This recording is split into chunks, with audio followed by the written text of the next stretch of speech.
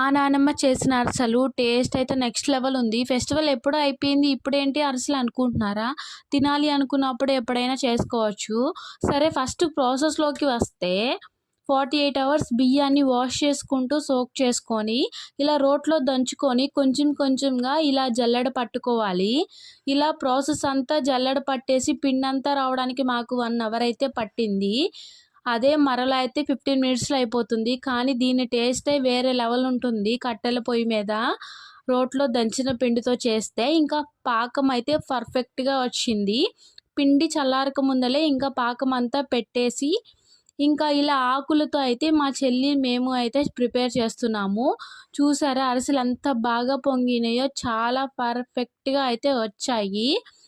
అరిసెల taste కూడా చాలా బావుంది. సో, ఇంకా ఇలా అరిసెలు మొత్తాన్ని తీసేసాము. మీరు కూడా ట్రై చేయండి. టేస్ట్ చాలా చాలా బావుంది.